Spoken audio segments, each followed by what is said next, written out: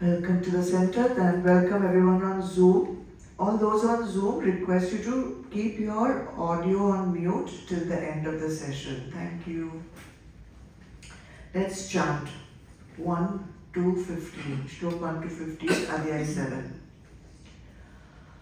Vasudeva Sutam Devam Kamsa Chanuramardanam Devaki Paramanandam Krishnam Vande Jagadguru Om Shri Paramatmane Namaha Atha Saptamodhyaya Shri Bhagavan Uvacha Maya Saptamana Partha Yogam Yunjan Madashraya Asanshayam Samagram Mam Yatha Jnasyasi Tachrinu Gyanam Teham Savigyanam Idam Vakshyami Shikshataha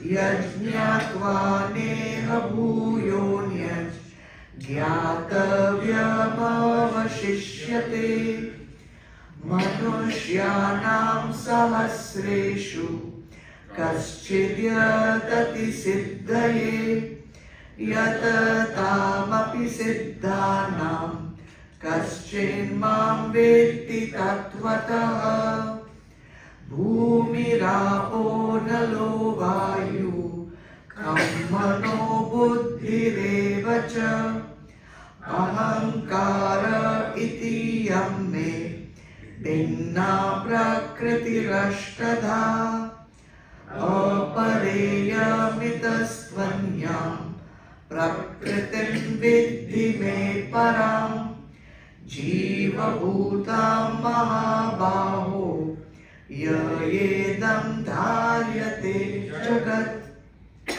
एतद्योनीनि भूतानि सर्वाणि इत्युपधारय अहं कृष्णस्य जगतः प्रभवः प्रलयस्तथा मत्तः परतरं नान्यत् किञ्चिदस्ति धनञ्जय मयि सर्वमिदं प्रोतं सूत्रे मणिगणा इव रसोऽहमप्सु कौन्तेय प्रभास्मि शशिसूर्ययोः प्रणव सर्ववेदेषु शब्दखे पौरुषं नृषु पुण्यो गन्धः पृथिव्यां च तेजसास्मि विभावसौ जीवनं सर्वभूतेषु तपश्चास्मि तपस्विषु बीजं मां सर्वभूतानां विद्धि पार्थ सनातनम् बुद्धिर्बुद्धिमतामस्मि तेजस्तेजस्विनामहम् बलं बलवतां चाहं कामरागविवर्जितम् धर्माविरुद्धो भूतेषु कामोऽस्मि भरतर्षभ ये चैव सात्विका भावा राजसास्तामसाश्च ये मत्त एवेति तान् विद्धि न त्वहं तेषु ते मयि त्रिभिर्गुणमयैर्भावैर्एवि सर्वमिदं जगत् मोहितं नाभिजानाति मामेभ्य परमव्ययम् दैवी एषा गुणमयी मम माया दुरत्यया मामेव ये प्रपद्यन्ते मायामेतां तरन्ति ते न मां दुष्कृतिनो मूढाः प्रपद्यन्ते नराधमाः मायया परतज्ञाना आसुरं भावमाश्रिताः। हरि ओम तत्सत्। श्री कृष्ण अर्पणम अस्तु। अध्याय 7 Gyan, Vigyan, Yog. This is the first time in this Adhyay that Bhagwan is revealing his true identity. Up till now, he has always spoken in third person. But from here, he speaks as me. So we know that now Bhagwan is ready to reveal that he is not just the Sakha of Arjun, or the friend or the relative, but he is Bhagwan himself. It takes 2 or 3 more Adhyayas for Arjun to be convinced of the fact that the one who is on his chariot is Bhagwan himself.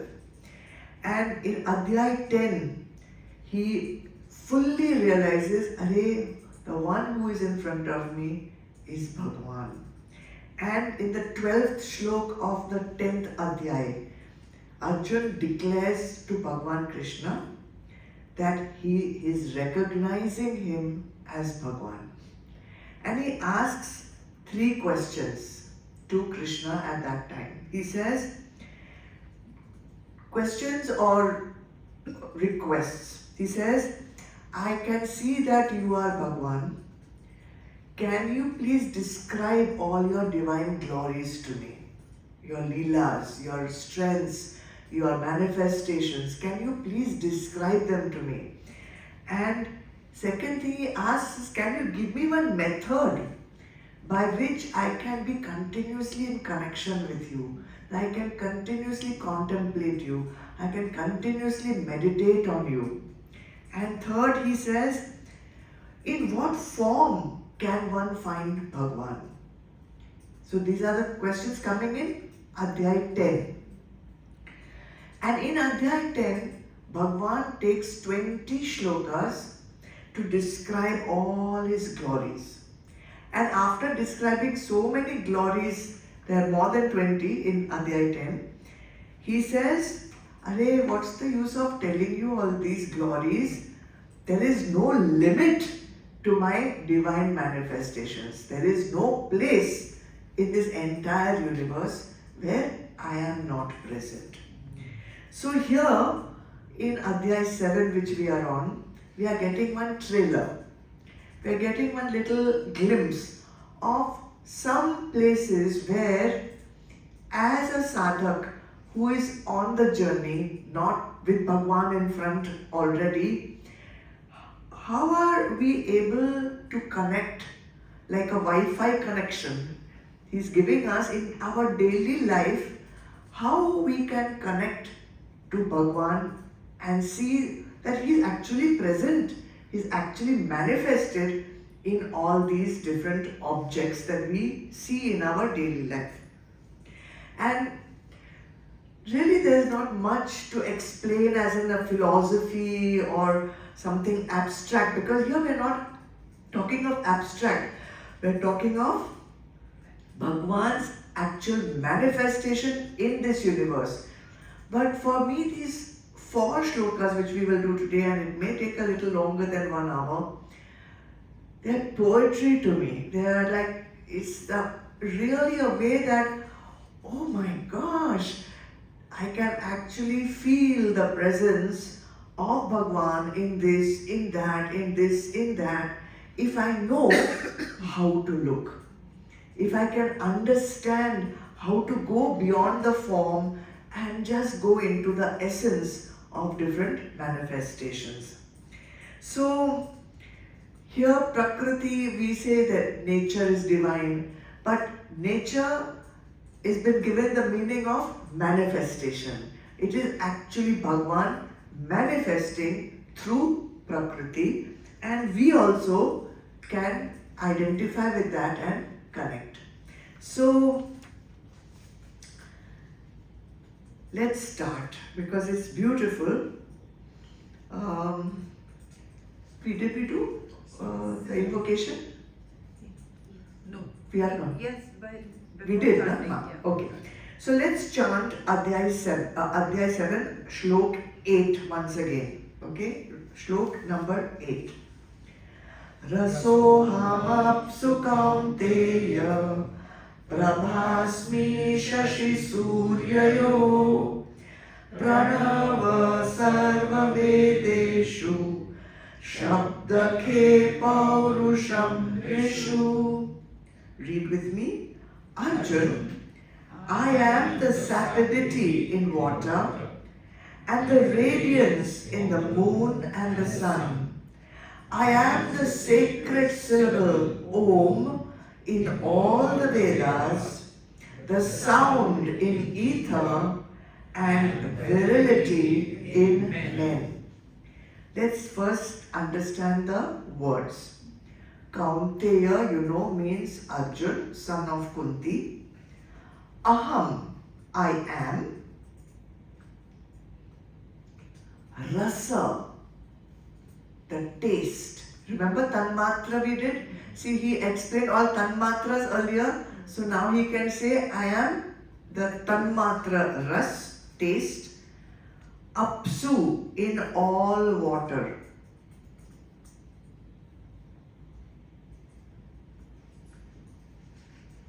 Again, Asmi, I am.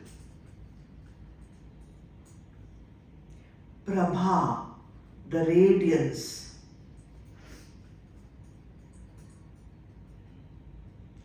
Shashi, Suryayo, in the moon and the sun. Shashi is the moon and Surya is the sun.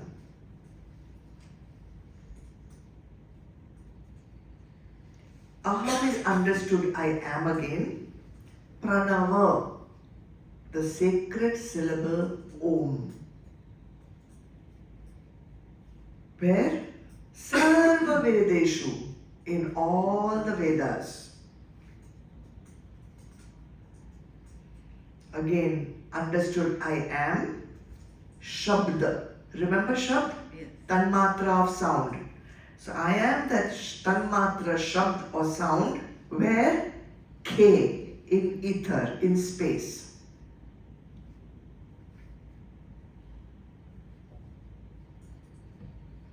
And I am Paurusham, the translation given in this shloka is virility, where Nrishu, in men.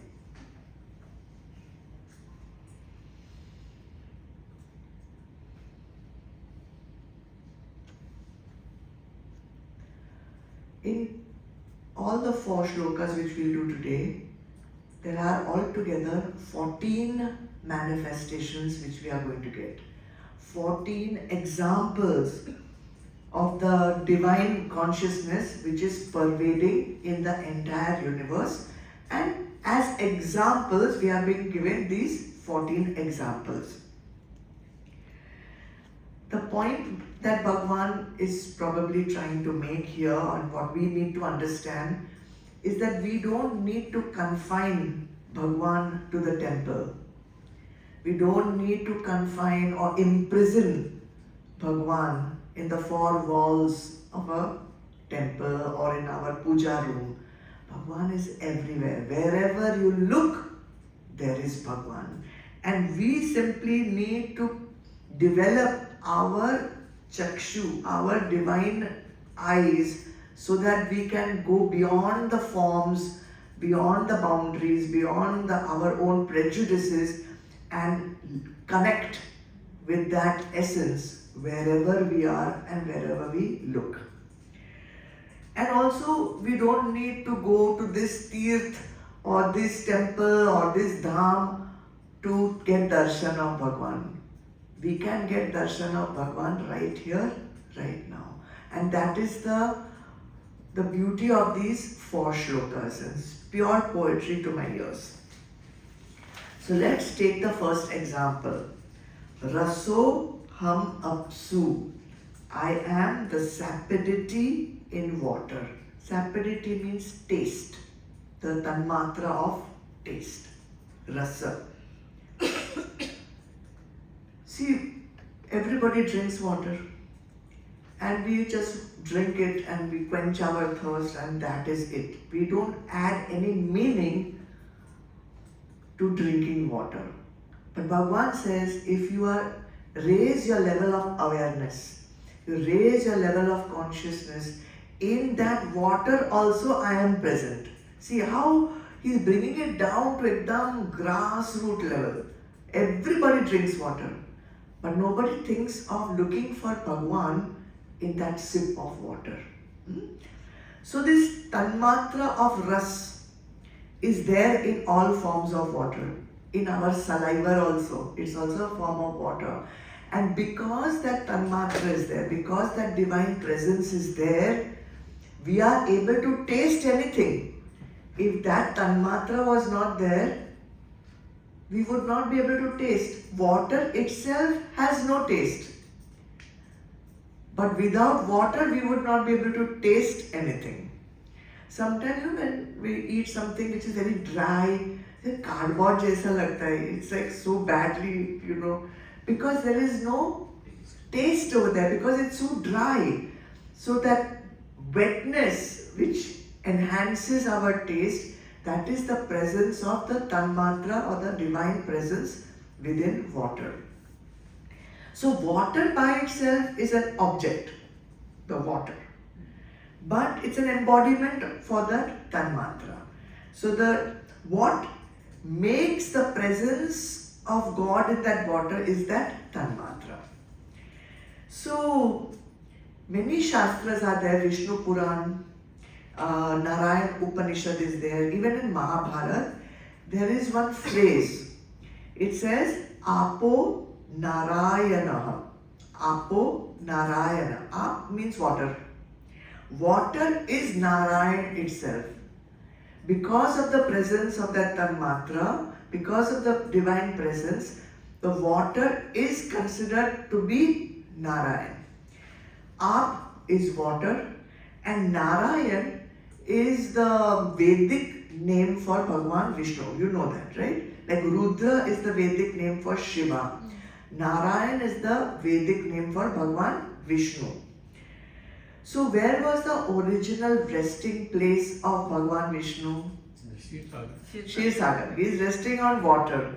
And he says he is resting, that's the origin of all creation. It started from there. So Bhagwan has, or Narayan has also created water. Therefore Narayan is in water. Nara also means water. Nara also means water, and Ayan means residence. So Narayana is the one who resides in water, the one who exists in water. So you may be knowing that when you go to some tirth, you go to a temple also, there's one priest outside the Garbha and he will take some water and give you. Achman, he gives you some water. So that water is what he's giving you, that prasad of water, he's giving you Narayan. Here, sip some divinity. And in some tirths also, like in Mansarovar, we collect the water and bring. So water has been given this importance of divinity. In some places they say water has healing properties. In this one place in Spain, in the hills, there you go, they will give you one bottle of water. It is meant for healing. So like that, Sandhya Vandana, when they do Sandhya, what are they doing? They are worshipping water and saying this water is protecting me. So those who have done that Upanan, they are supposed to do Sandhya Vandana 3 times in the day, morning, noon and evening. And they do, what they are doing is they are worshipping the water. So there are so many instances and clues our Shastras have given us that water is divine. But we are unaware of it. So this 2 words in this shloka is telling us that we can also become conscious, aware of the divine essence in water. Now every time we drink it, it is possible to connect with the divine if we have that consciousness with us. Okay, so this is the first manifestation Bhagwan is talking of, his presence. The second one over here, so this is a sadhana. Along with these 14 examples, I am giving you, sadhana means opportunities to connect. The first one is when you drink water. Second, Prabhasmi Shashi Suryayo. I am the radiance in the moon and in the sun. All light we are getting, we attribute it to the sun, right? Light of the sun and the moon. From where has this light come? So moon, we say moon has no light of its own. Moon is the reflected light from the sun. So we are thinking sun is what is giving light to the moon. But where is the sun getting the light from? Where is the radiance coming in the sun itself? So Bhagwan is saying, I am that radiance which is there in the sun, and from the sun that same radiance is going to the moon. Moon and sun, these are bodies.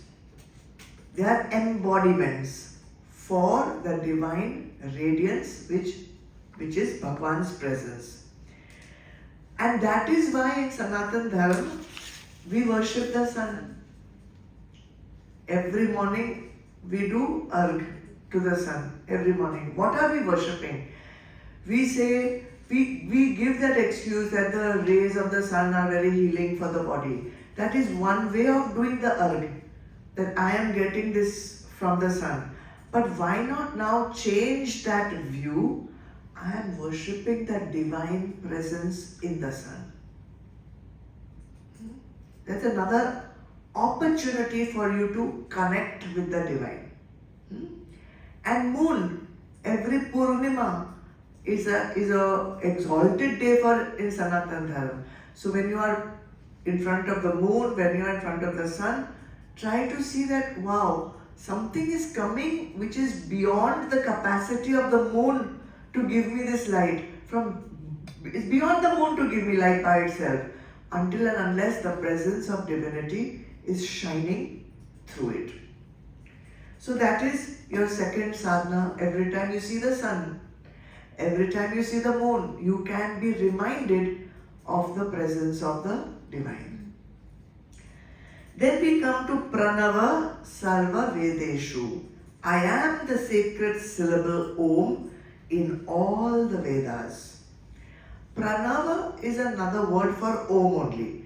In the Vedas and the Satya Yuga, they never said the word Om. They always use the word Pranava. Pranava means Om.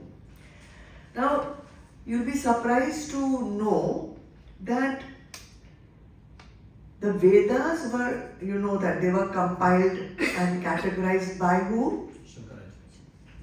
No. Bhagwan Ved Vyas. All the Vedas were compiled and categorized by Bhagwan Ved Vyas. Bhagwan Ved Vyas was a contemporary of who?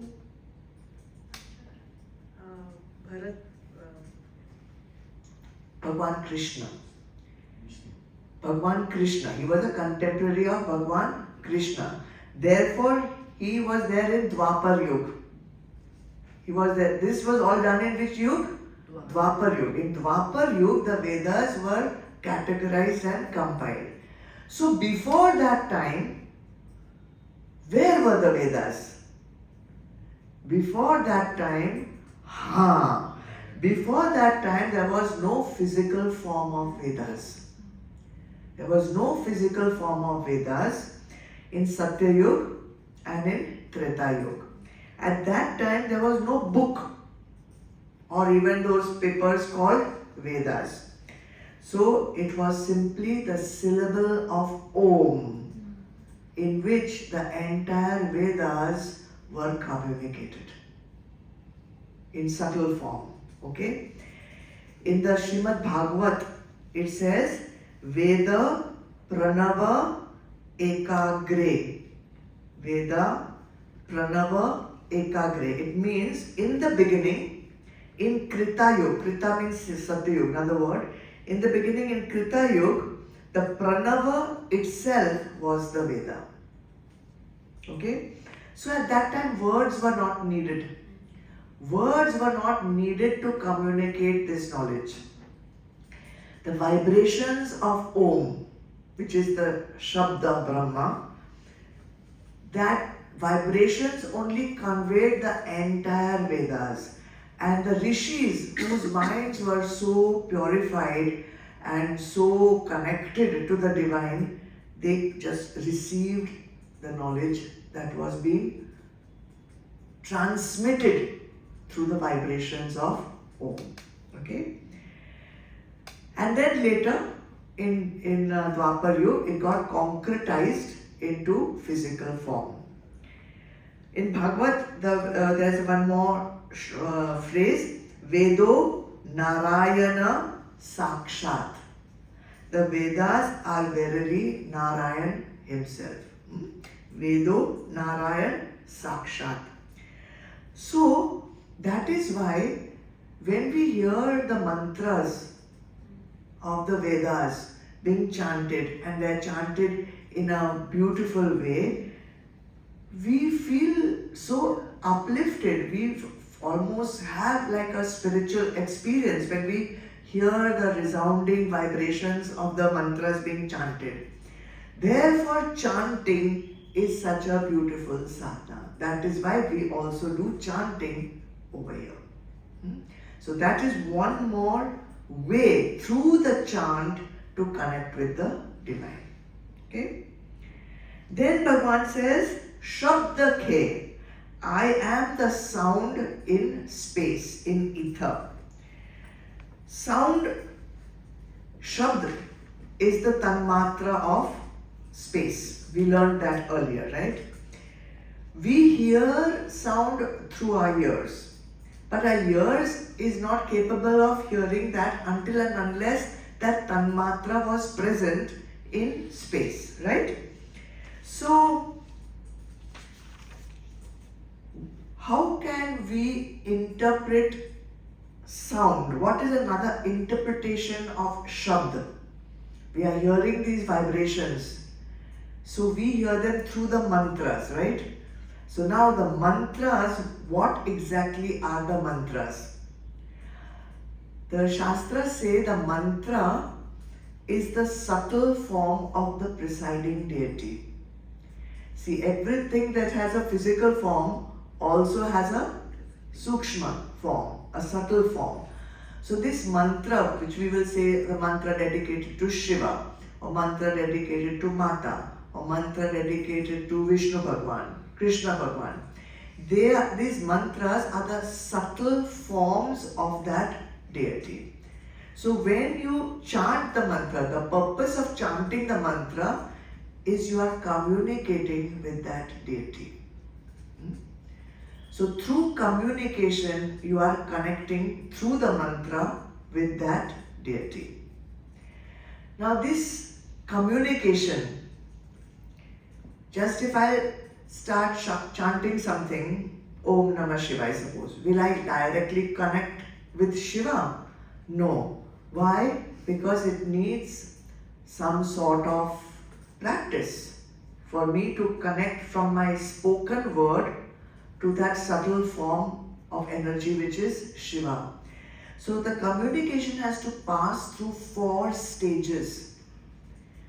When it passes, the training to make it go from the grossest level to that subtle level where it reaches the deity that we are trying to communicate with. So there are 4 levels of sound, and each level will correspond to the spiritual maturity of the sadhak. So in which level will you be able to connect will depend on your own sadhana and how purified your intellect, your antakaran has become. So we'll start with the grossest form of sound, which is this spoken word. We call that Vaikhari Vak. Vaikhari. This sound is heard through the external senses. Vaikhari Vak means speech. Vaikhari Vak means spoken speech. It comes out of the mouth and you hear it through certain syllables. And because it is used for vyavahar in the external world, it is called Laukik Bhasha. Because it helps you to be in the loka of Prithvi. Subtler than this spoken word is called Madhyama Vak. Madhyama means middle, intermediary level of sound. Here the sound is not expressed aloud. It is at the mental level and it is at the level of thought. So just think about it. Before you speak, the thought comes in your mind, what I will speak, right? So at that level, it is Madhyama. More subtle than this is Pashyanti Vak. Here there is no thought also. It's at the level of intuition. Sometimes intuitively you can get some information and intuitively also you see. Pashyanti is to see. Right? We have used in Bhagavad Gita many times. So Pashyanti, you see color. You see form. And there is no language. There are no words there. You simply see it like a video almost. So you need to be a yogi to be able to perceive sound at the level of color and form without words.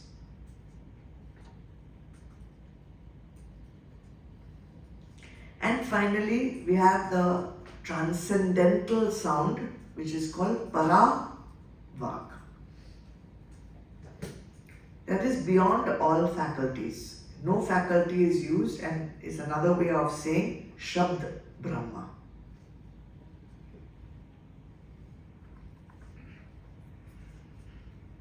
So the gross form, Vaikhari, is available. It's expressed, it's manifest. But the other three, they are hidden within us. And they are called Guha, silent, hidden. So when you train and you increase your sadhana and your purity, you are able to access sound at these levels also. Now the fourth one is Paravak, para, And second one? Pashyanti. Madhyama. Second from Madhyama. outside, the second from inside, I don't know. From the top. Madhyama. So where is Bhagwan in all these four? In all. In all four. In all four. Bhagwan is in all four.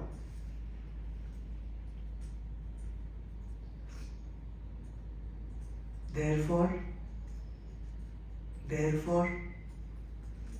Be careful what you see. be careful what you speak, be careful what you think, be careful what you intuit.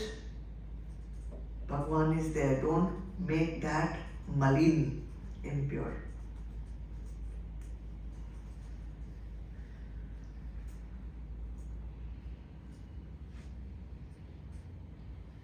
At the level of Pashyanti, which is the second most subtle, your Ichha Shakti resides at that level.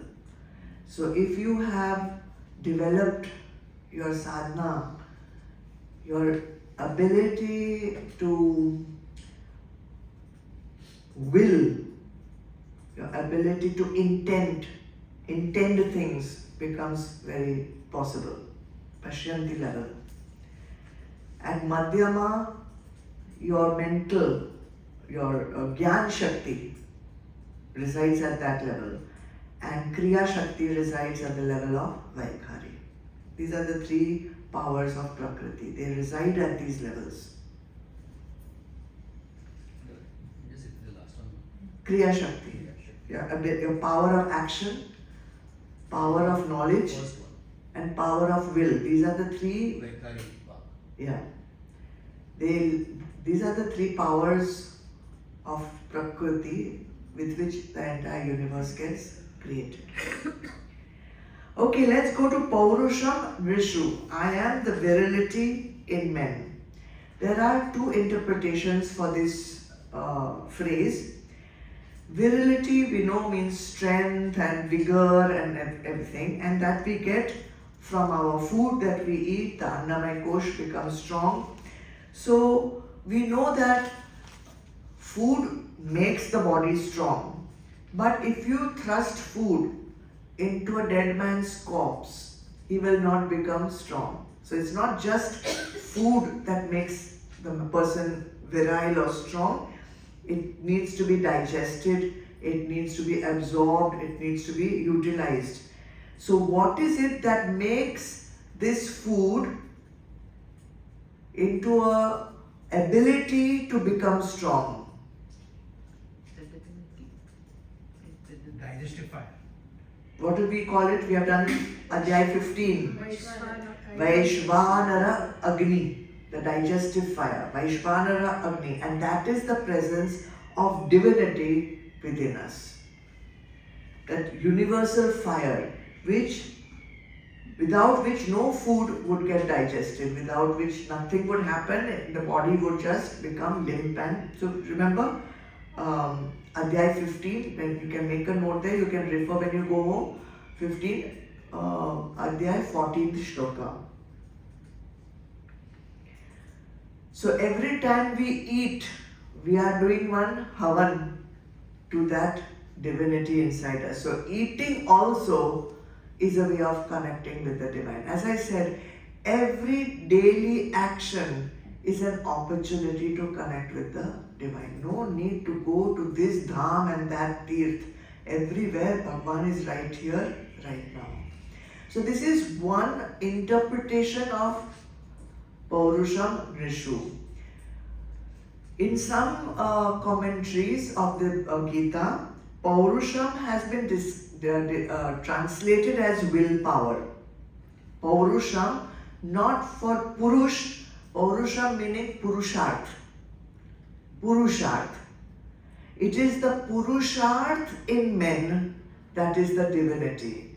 So it is that willpower that makes you do the sadhana or your dharma or your duty, whatever it is. It is that Paurusham which makes you adhere, otherwise we give up. So that divinity, if you can invoke that divinity so that you do not give up, that you do not neglect your duty. So when you are aware that there is something inside me that is ready to support my Purusharth, then that way also you can connect with the divine. Getting it? So lots of different ways like this Bhagwan is telling us today. Let's go to Shloka number 9. Shall we chant? Punyo gandha prithivyam cha tejaschasmi vibhavaso jivanam sarva bhuteshu tapaschasmi tapasvishu. I am the pure odor in the earth and the brightness in fire. Nay, I am the life in all beings and austerity in the ascetics. Asmi, I am. Punyo. Punyo means pure fragrance. Pure. Punyo means pure. Gandha, fragrance or smell. Where? Prithivyam, in the earth. Now all these words will automatically, you'll be able to make them out. And cha, and tej, light, brightness. Where? Vibhavaso, in fire.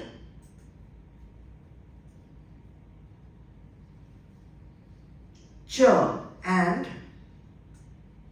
I am what else? Jivanam, the life principle, life itself. Sarva bhuteshu, in all beings. And once again, Asmi, I am. Tapa, tapasya, austerity. In all ascetics, tapasvishu.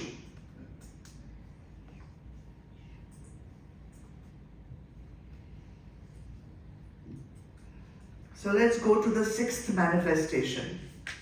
5 was done in the earlier shloka. Punyo gandha prithivyam.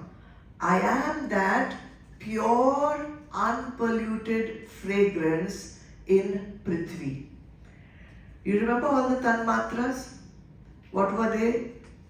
Roop, Gandh, Ras, Shabd, Sparsh. So, Gandh was smell. And that tanmatra was part of Prithvi, Prithvi Mahabhut, Pancha Mahabhut. So this smell is the innate property of earth. Innate property of the Panchabhut, earth. That is why all physical things have a smell. And especially things which have their source from earth, like flowers and fruits and plants. They all have that property of smell. So everything created from the earth, and there is some earth in all objects. And all objects will have one particular smell. And Bhagwan is saying, I am that essence that is there in all objects where Prithvi is present. And sometimes the smell is so beautiful that we are transported, like first monsoon rain comes, the wet earth ka smell, or the smell of ittar when we are doing puja, or the smell of agarbatti or dhoop. It transports us. What is that thing in that smell which is giving us that beautiful experience? It is the presence of divinity that is giving us that beautiful experience. So every time you will smell something which is beautiful, remember, I'm smelling Bhagwan. I'm smelling presence of divinity there. In Bhagavatam, the Gopikas, who were like, they were so attached to Bhagwan Krishna, they were saying the fragrance of Krishna. The fragrance of Krishna is present in the atmosphere. They could smell Krishna through the atmosphere. And Bhagwan Shankaracharya also, when he interprets this shlok, he says, I am the fragrance, and in me this earth is permeated. So it's very beautiful. So if earth itself also has the presence of Bhagwan through the fragrance, that is why we worship Mother Earth also. Every morning we touch the earth and say thank you to the earth before we put our foot on it. So that's another sadhana. Every fragrance is a reminder of the presence of Bhagwan. Seventh one, Tejas Chasmi Vibhavaso. I am the light and the brightness in fire. The ability of the fire to give us warmth, the ability of the fire to give us light, the ability of the fire to burn anything, this is possible only because Bhagwan says, I am present in it. And so beautiful, the presence of Bhagwan makes it possible for fire to burn. But the presence of Bhagwan in air makes it possible to cool. Without the presence of Bhagwan, neither will we have the warmth nor will we have the coolness. Therefore, presence of Bhagwan is needed for everything. Without the presence of Bhagwan, 8 elements, remember, of Prakriti will be there. But they will never have the presence, ability to burn, or to give warmth, or to cool, or to give taste, or to give smell, or anything. They will just be jad. So, we use fire all the time. Every time we use fire, we can become aware. This is Bhagwan.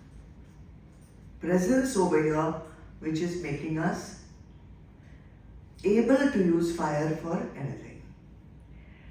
8th, Jivanam Sarva Bhuteshu.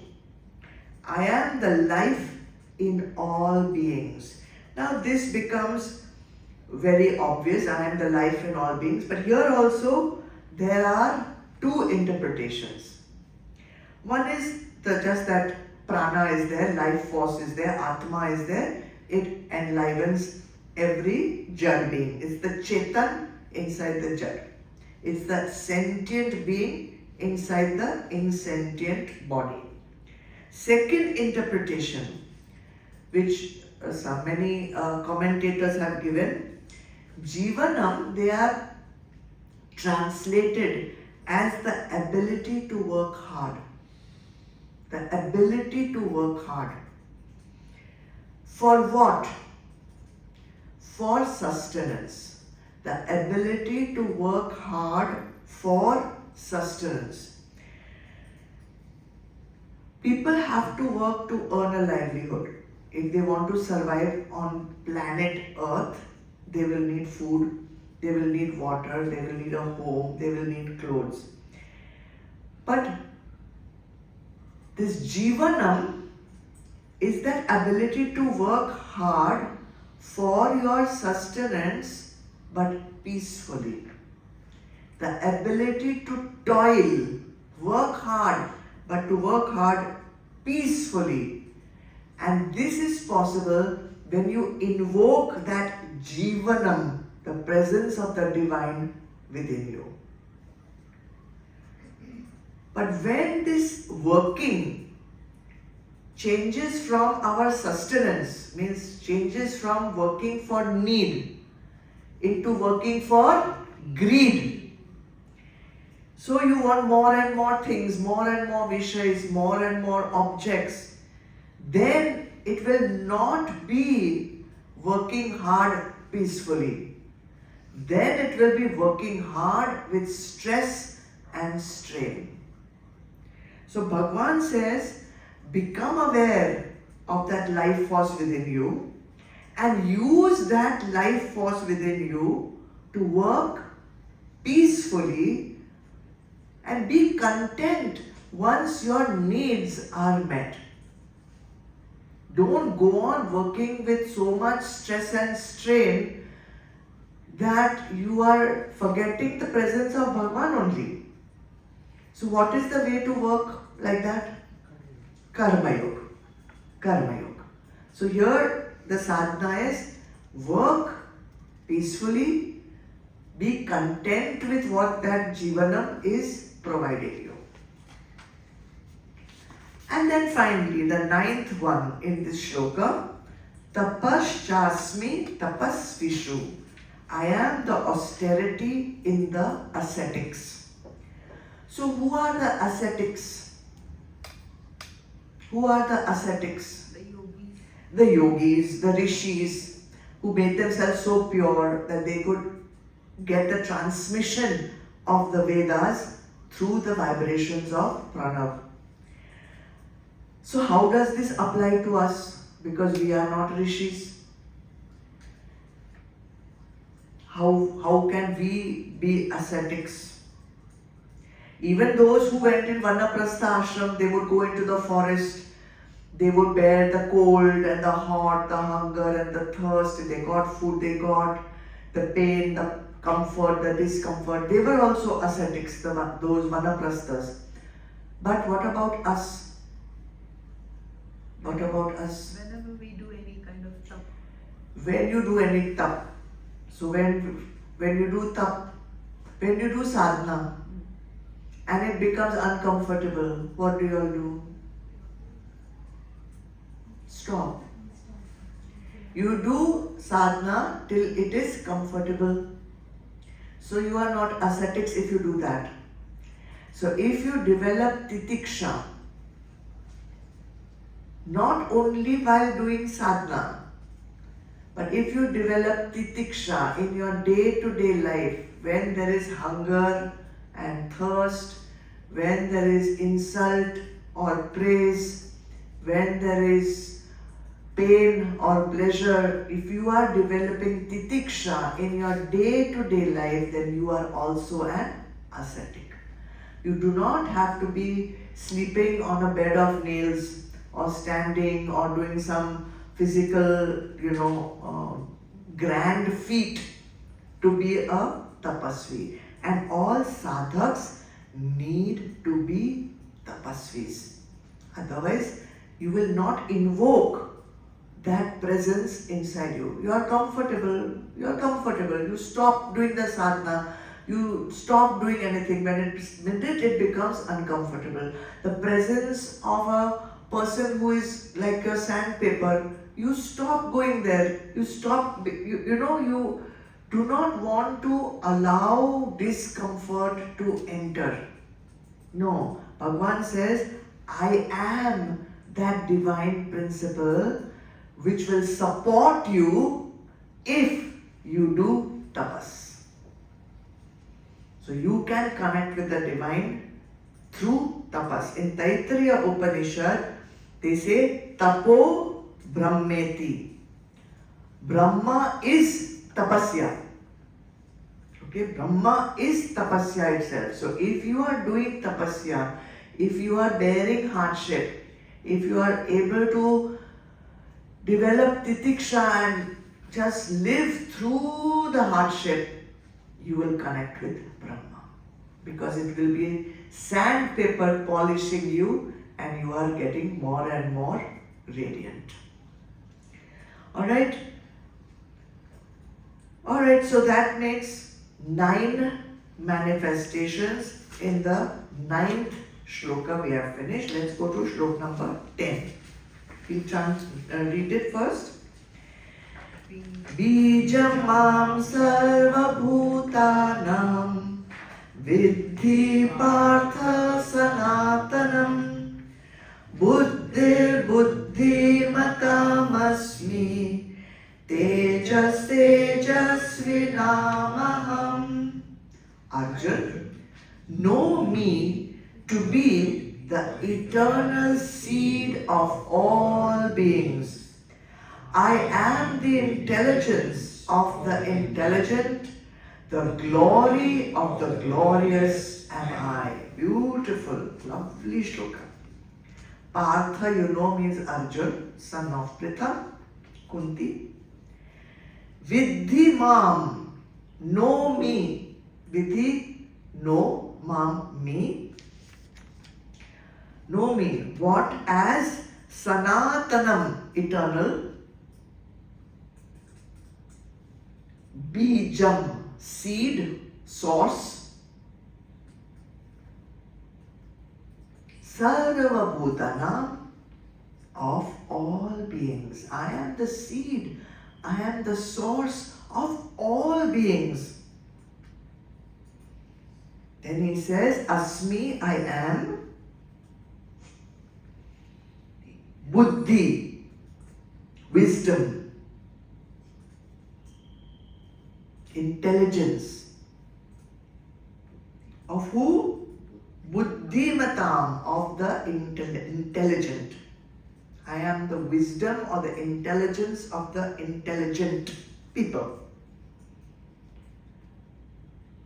And Asmi again, I am Tej, the glory, the resoluteness of who? Tejasvina Maham. I am, Aham means I am, Tejasvina, of the glorious.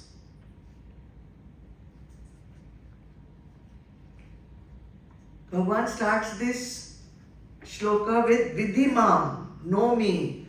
Know me meaning what? It is me alone, not anyone else. What I am going to tell you, it is me only. I am something. Now listen. So this shloka he wanted to give little bit of emphasis. So it's me only. I don't think it's anything else. Bijam sarva bhutanam sanatanam. I am that eternal seed of all beings. I am the unmanifest source from where all beings have got created. Whether they are moving or unmoving, sentient or insentient, I am that source. And this seed is the same in all. It is the same source for all beings. It is not a different source for human beings and a different source for animal kingdom and a different source for plant kingdom. I am that, independent of all other seeds. There is no other seed. Therefore, this is just clearly telling us one very, very basic sadhana, which is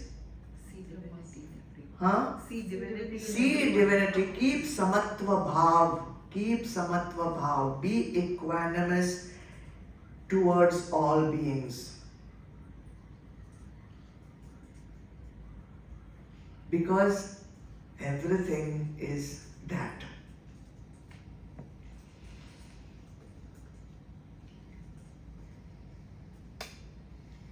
Buddhir buddhi matamasmi. I am the intelligence of the intelligent. This is the 11th manifestation, and it seems very straightforward. But there are 3 interpretations for this. First one, buddhi, you know what it means? What does it mean? Intellect. So I am the intellect. Meaning what? What is the faculty of intellect? What is that called? Vivek. Vivek. So the faculty of the buddhi is Vivek, and Vivek is the power to discriminate between what? Sat and Asat. Sat and Asat and Mithya, right? So who is the buddhi, who is the intelligent? Who is the intelligent? When he says, I am the buddhi of the buddhitman, I am the intelligence of the, I am the intelligence of those who are intelligent. So who is the intelligent that Bhagwan is talking about? The one who can distinguish The one who is using his Vivek. I am that divine principle of those who have this faculty and who are using their Vivek. I am supporting their Vivek. If you are not using your Vivek, you don't need Bhagwan's support there, because you are going in the opposite direction of your spiritual goal. So these Buddhimatam, the ones who are intelligent, they are supported on Bhagwan. Bhagwan is that Vivek. And if you are not using that power of wisdom, you are not getting the support of Bhagwan that way. So what should you do? Use it. Use Vivek. Develop your Vivek. Don't ignore your Vivek. Because we are ignoring that most precious faculty, the only thing that differentiates you from an animal. Another interpretation that was given for this word buddhi is the ability to discover and invent things. That ability to discover and invent new things. If you go through stories of people who have discovered things and who have invented things, most of them have accessed this discovery or this invention when? When they are absolutely calm. In their moment of stillness, in their moment of silence, they have been able to access this information. They have not made anything new. It was there in the vibrations, and because of their stillness and because of their silence, they were able to access this. So, the source of their intelligence is the presence of the divine, the source of their intelligence. One story I read about this, there was a mathematician, very famous old ancient mathematician called Ramanujan. He was an ardent follower of an incarnation of Lakshmi Mata. I never heard of this incarnation. It's called Devi Namagiri. Namagiri is the incarnation of Lakshmi Mata. He was a follower, ardent follower. And he writes how he would get these mathematical discoveries. I'll read it out to you. It's a quote. It says that while he was asleep, he would see a red screen. And on that red screen, he would see a hand writing out some numbers of equations and all that. Figures and numbers would come on that screen, and those numbers and figures would get stuck in his mind, and then he would wake up and he would write them down, and those were the equations that he's most famously known for. So he says an equation, this is what he says, an equation means nothing to me unless it expresses a thought of God. So he sees divinity in his invention. One second, let me see who's inventing things here.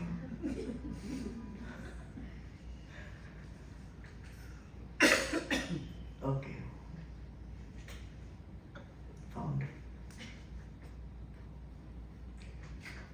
And strangely, the person is an inventor.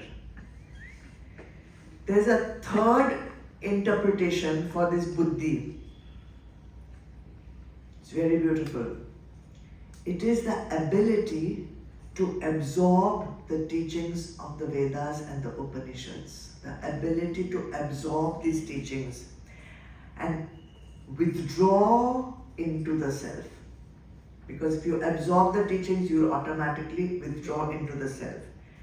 And this is called the grace of God.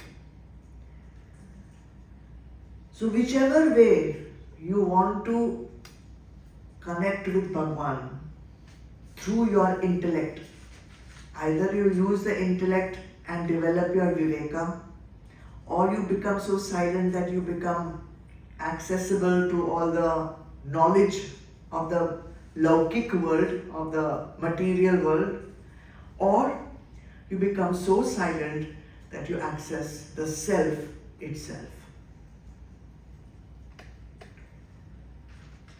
The 12th glory, the 12th manifestation is Tejas Tejasvi Namaham. Aham, I am the glory of the glorious. Here the words used in translation is glory, but Tej means, what they mean is resoluteness. Resoluteness. What is the meaning of resoluteness? The ability to not get overcome by others or by situations. Some people, they just fold up in a difficult situation, but some people have that determination, okay, I will go through this, I will not run away from it. See, in the beginning, in Arjun Vishad Yog first, he did not have Tej. He wanted to run away from that difficult situation. But when Bhagwan started talking to him, he was ready. So he developed that Tej. So if you are the one who finds it difficult to face difficult situations, then Bhagwan says, develop this resoluteness and you will be, I will support you in your resoluteness because I am there in the quality of resoluteness. There is one phrase, God helps those who help themselves. Bhagwan says, don't just come and ask me for help without doing anything yourself. And the story of Govardhan tells us exactly that. Bhagwan held up the mountain, but all the young gopikas and the gopis, they took their little lakutis and they also put their sticks up to hold the mountain. Not that it was needed, but their purusharth is required, their determination is required. So we also should face our difficult situations and God will support us in our resoluteness. So beautiful.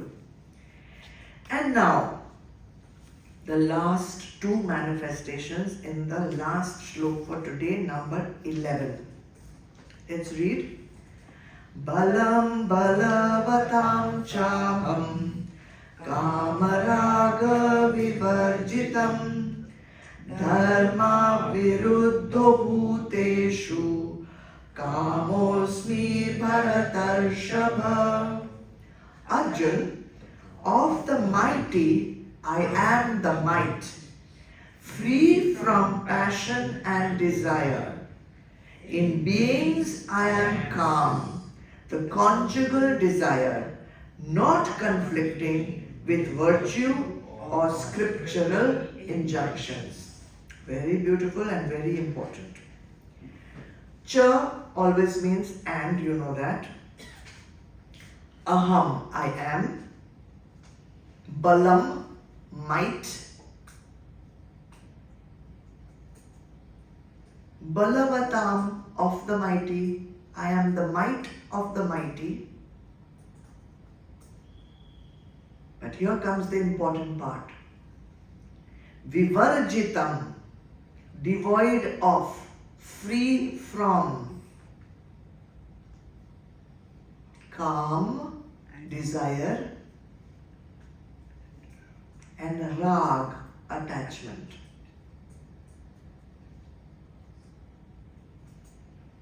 And once again he says, Asmi, I am. Calm. See, it looks like Bhagwan is confusing us. He's saying, I am the desire, I am calm, Bhuteshu in all beings. But again, one caution, aviruddha, not conflicting with dharma.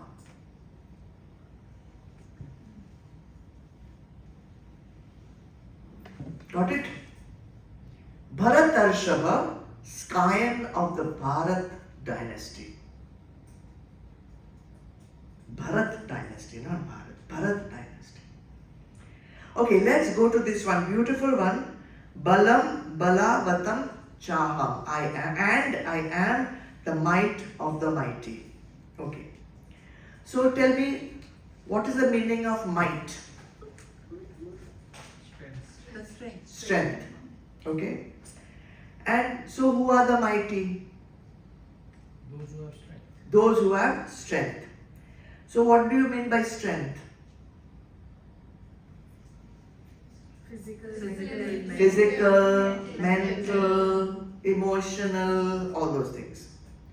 But that is not what Bhagwan means here. Okay? This, because that, what you defined, would have some rajasic quality, it would have some tamasic quality also, it would have some sattvic quality also. So what Bhagwan means by might or strength here is a sattvic quality. And what is that sattvic quality? It's the ability to maintain one's body and maintain one's organs in a healthy and fit way, mighty, because to be mighty you have to be strong, only for fulfilling our duties. Make our body strong and fit so that we can fulfill our duties. So the mighty ones are who? The mighty ones are those who are fulfilling their duties. They are doing their dharma, they are fulfilling their duties sattvically, spiritually.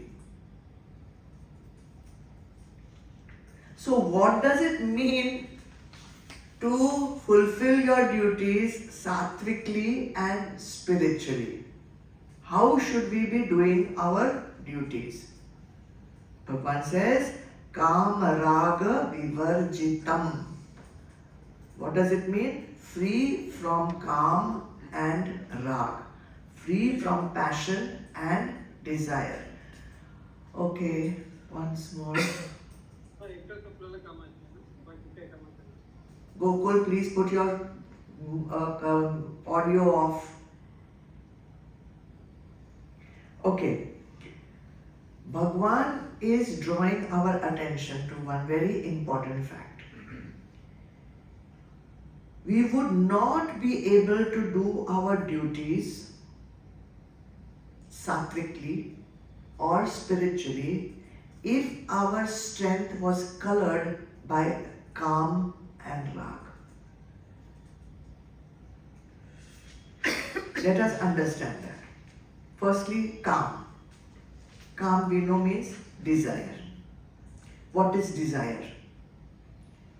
It is simply a mental modification. Means it is a movement in the mind. It's a thought. It's a movement in the mind. And what does that movement in the mind make us do? It urges us. It pushes us. It demands us. It prods us. To do what? To get something that we don't have. Simple. To acquire that which is not acquired. That is Kam, desire. We don't have something and something is continuously pushing us, get it, get it, get it. You may have the means to get it or you may not have the means to get it. The thing may be accessible to you or not accessible to you. Still, that desire will go on arising. It's a vritti which arises inside you. Get it, get it, get it, get it. What is the result of that vritti arising in you? Everyone has experiences it. Agitation. Agitation, exactly. There is agitation. there is vikshep, there is movement, right? So this is a sign of rajas. Okay? So Bhagwan says, if you have this agitation, you will have rajas, and therefore obviously you will not be able to fulfill your duties sattvically. Logical. So what is rag then? Kam is desire. Rag is what? Attachment. Rag comes after kam. If kam is not there, rag cannot be there. So rag colors kam. Rag adds to kam. It says, now I have got this thing. It is always after you've got it. Kam wants you to go and get it. Now you've got it. Now what rag is telling you inside? This what I've got should not get lost. This what I've got should not get spoiled. This what I've got should not be taken away from me. It wants you to hold on. Rag makes you as attachment. Attach means keep it. Don't let it go. Even sometimes, when, let's take a very practical example. Sometimes you're very attached to a person.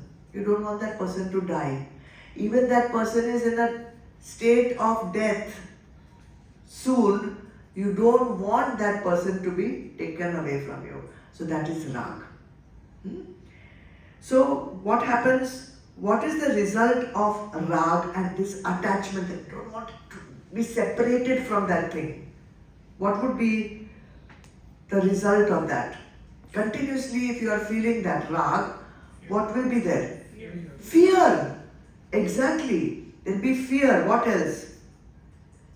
If it goes away, then anxiety. There is fear. There is anxiety, and that all causes stress.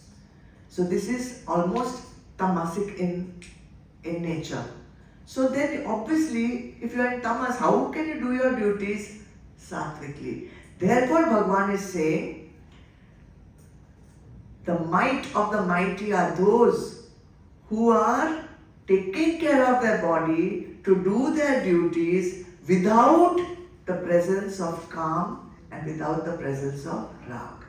And along with these two, 1/3 bonus also comes lobh. One bonus also comes greed. That is also movement of the mind only. And what is that telling us? I've got this. It is so good. Let me get more and let me get more and let me. I have, but I want more and I want more and I want more. Result?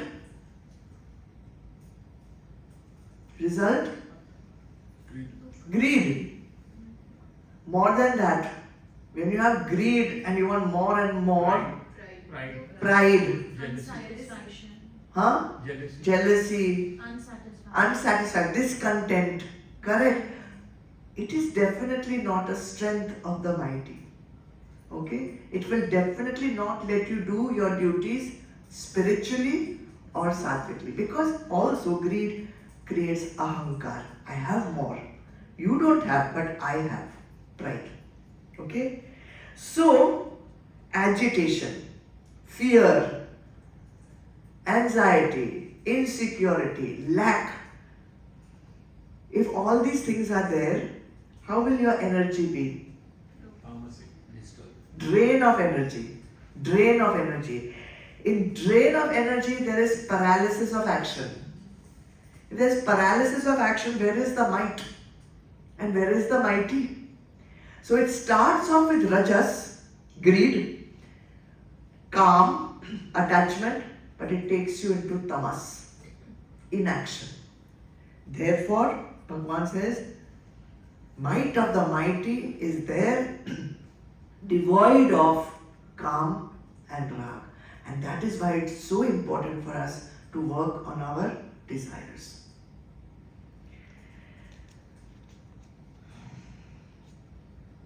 What Bhagwan is saying is, I am that might. I am that sattvic element which will support you in doing your duties if you do it without calm and rag. I am that might. I am that support. I am that strength. All you have to do is give up calm and rag. You've heard of Hiranyakashipu? He was so strong, mighty Rakshas.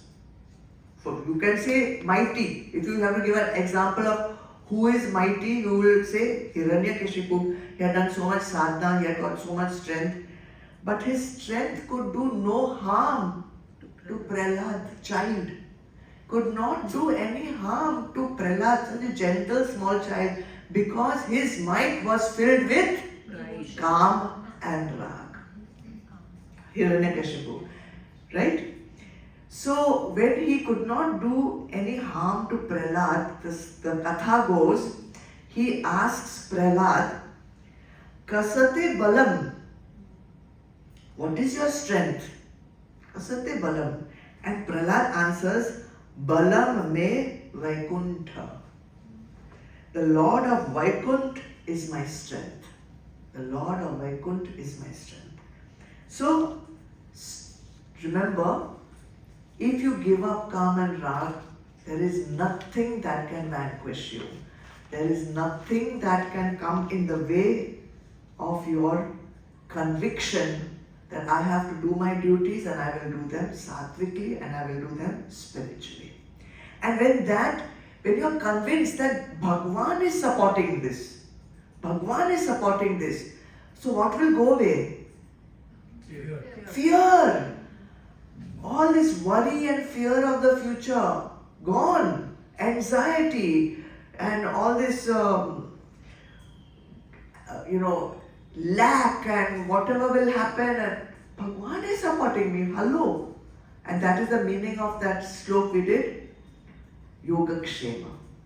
Yogakshema. Bhagwan will give me what I need and Bhagwan will protect whatever I have. Yogakshema. Have that faith. Everything is there inside you. Vaikunt is where? Inside you only. And now the last. Acha, what we are going to do? What is the sadhana for this? How to give up calm and rag? Hello. Biggest nuisance enemies. Work on what? How? Develop your vivek. Develop your vairagya. That is the basis of Gyan Yoga, right? Sadhana Chatushtay, first comes vivek, then vairagya. How you develop vivek and vairagya? Differentiate between what is Think, invoke your Shat Sampatti, Sama, Dhamma, Uparama, Titiksha, Shraddha, Samadhan. These are your tools. These are your weapons. Use them. You have them within yourself. Last manifestation before the 10th chapter. Dharma viruddho bhuteshu kamosmi asmi. I am calm. Conjugal desire. Dharma aviruddho. Not conflicting with virtue or scriptural injunction, meaning dharma. So Bhagwan is saying that this calm is the cause that is creating the problems. So he is clarifying little bit about desires. He is clarifying. He is saying generally we feel all calm has to be taken away because it's the cause of all the problems. But he is saying only those desires opposed to dharma, they are the ones who are causing the problem. The ones who are opposed to dharma. Otherwise, without desire, we will not even be able to get up from this chair. Right? There has to be a desire to get up in the morning from your bed. Otherwise, you will not be able to do your duty also. So Bhagwan is saying, he's sanctioning those desires which are not opposed to dharma, which are not opposed by the Vedas. So what are those desires not opposed by dharma? So what are they? Because We are not going in cliche, sattvic desire, okay, but what is that? Doesn't mean, tell me clearly, what desire can I have? The ones that support your body for... So which one? Tell me which ones? Earning money for Say one by one. maintenance. One by one. Satsang. Satsang, correct. You can have the desire for satsang. Adequate sleep. Adequate sleep, you can have that desire. Sattvic ahar, you can have. Earn for sustenance and safety. Earn for sustenance, but sustenance, not greed. Basic food, basic home, basic clothes, basic everything. But when it goes into greed, then that is opposed to dharma. Then what else? Peace you can have. You can have desire for peace. Knowledge, but not ahankar of knowledge. Remember that. What else? Happiness. Yes, you can have the desire for happiness. You can have the desire for moksha. Upasana. Upasana. You can have desire for offspring also. That is also sanctioned by the dharma. That is why he calls it conjugal desire. Desire for offspring, not opposed to dharma, means don't go and have offspring with Tom, Dick and Harry, okay? Conjugal, in marriage. Okay, so these are all the things, desires which are taking you to your goal. Taking you to your goal. If you go anywhere else, it will take you away. So the sadhana here becomes very clear, and that is why it's the last sadhana. First and foremost, check your goal. Because if your goal is not moksha, and you are grihastha, you can, many other things are also allowed. Maybe you can continue with your kam, you can continue with your rag, because you are not interested in moksha. It's okay, go ahead. But if you are interested in moksha, then check your goal. And once you check your goal, then check your desires. Because your desires should match your goal.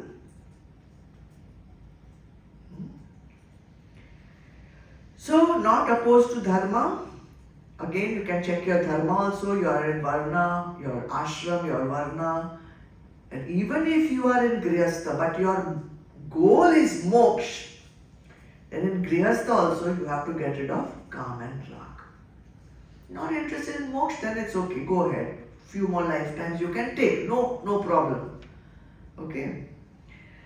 So that is the 14 manifestations, and there are 18 ways I have given you to see Bhagwan through these 14 manifestations. But it will need training, it will need awareness, it will need focus, it will need you to remember I am supposed to see Bhagwan in this beautiful Jagat that Ishwar has made. Okay? And when you keep making the connections, you will evolve spiritually, and finally the connection will be made. But it takes practice. That's it. That's what these beautiful, I really like these 4 shlokas a lot because of so practical and so possible for anyone and everyone to do this, if you so wish to do it. Okay? Any questions?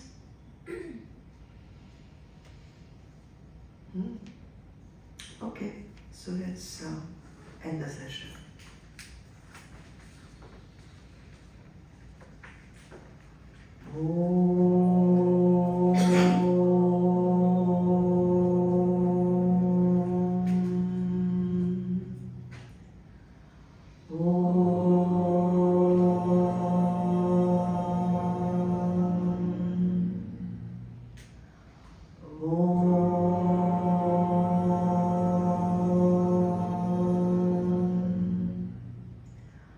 Asato ma sadgamaya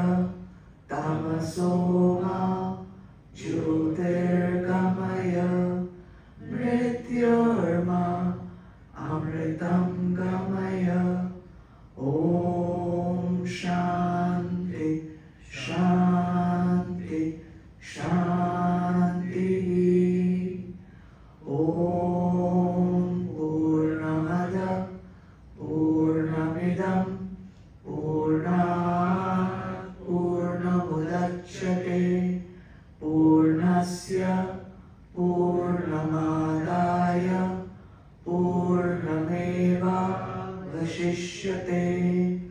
ॐ शान्ति शान्ति शान्तिः।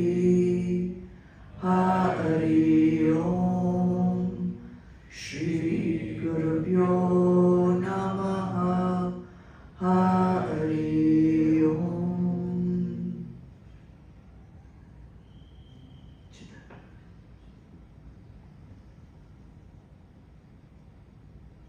उससे पूछा नहीं उसकी बोले online she didn't ask price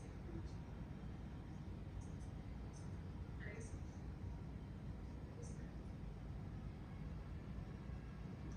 अपना वो save कर जय गुरुदेव। Yeah.